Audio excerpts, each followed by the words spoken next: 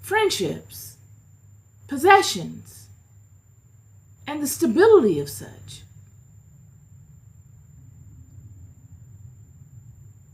What COVID showed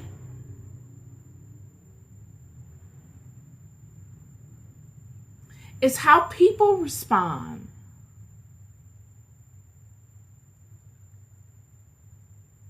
during times that they feel vulnerable and need protection. It showed that clear as day. The angels, the demons, and all the spirits in between were all front row and center, watching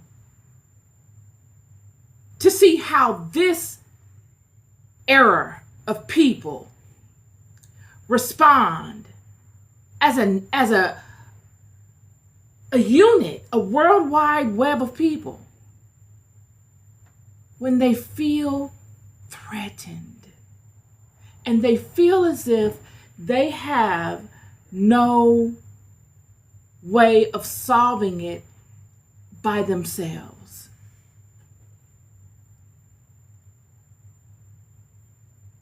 In ancient times, well, during COVID, many people defaulted to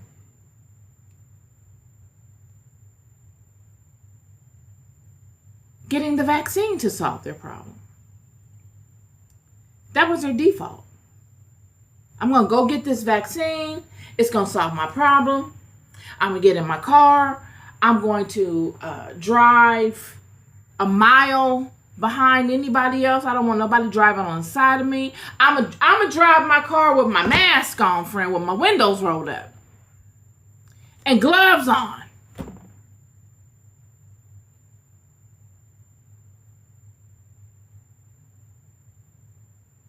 That's going to protect me.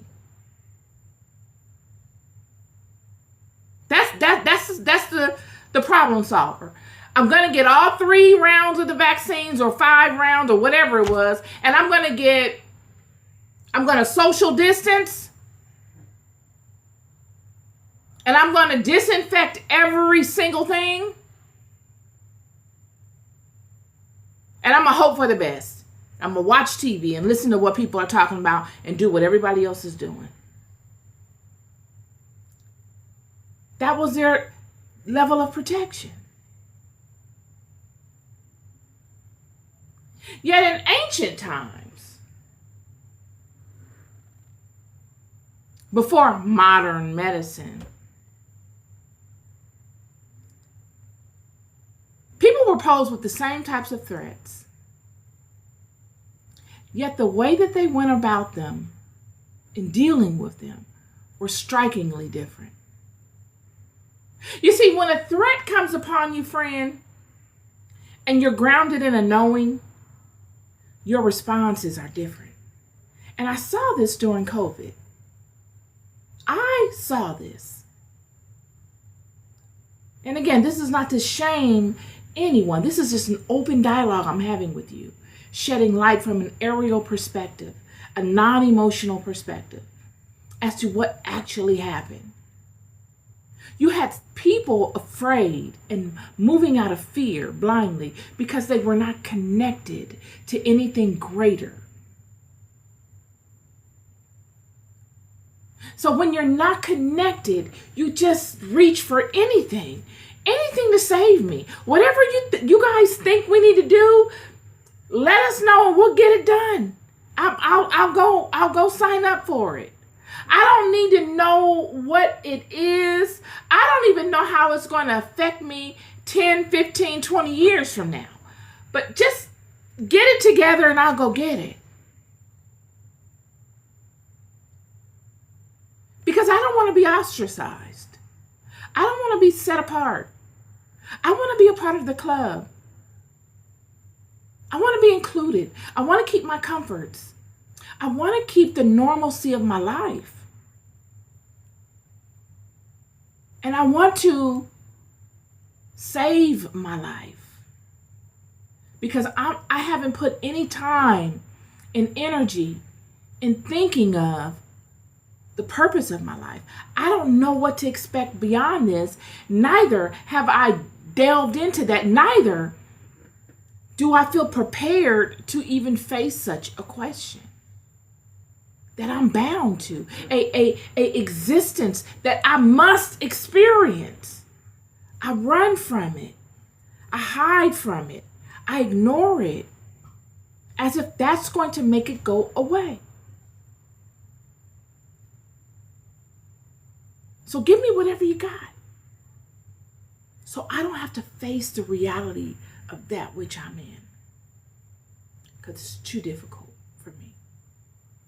Yet in ancient times, there were those that were facing tremendous obstacles larger than COVID. COVID was such a big deal because we didn't have an answer to it.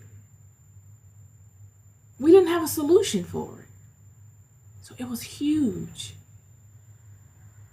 Even if COVID appeared to us in the form of a physical reality, something that we can go and see and touch, if we didn't have an answer for it, if we couldn't attack it and subdue it, it would have invoked the same level of fear amongst people. People would have behaved the same way. It was the fact that nobody had a solution for it. It came upon us out of nowhere. We didn't even know it could happen.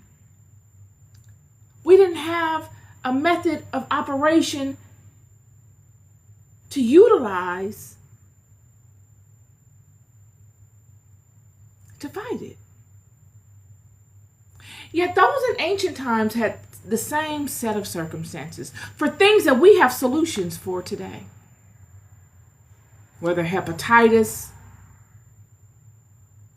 leprosy, and a host of other ailments that the tuberculosis, malaria, I don't know if it's tuberculosis, but malaria, and a host of other infectious diseases that were paramount in ancient times that we have solutions for today. People were afraid of these things as well.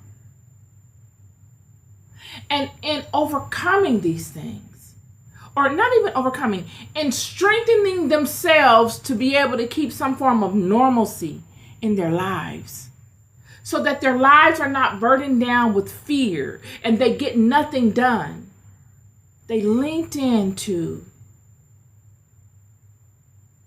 their knowledge of God. We see this throughout all of the New Testament. We see it in the Old Testament in Exodus, where God, I spoke to this yesterday, is speaking to these holy anointing oils, using the plant kingdom to anoint the tabernacle, and not spelling it out to all of the hosts of the Levitical priesthood as to what these plants were, and having to begin to build them up from that level. Lets us know that they knew of the plant kingdom. They had used these plants and herbs. They were accustomed to them. Yet God is showing them how to use them in a particular fashion so that God and his host of spirits can come and commune with them. It's just another recipe. Another way of using something that they had already been using.